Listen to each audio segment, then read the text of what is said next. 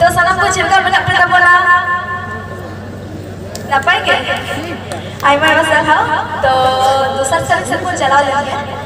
तो ओनामार ले लेंगे कि ते जाके 22 दिसंबर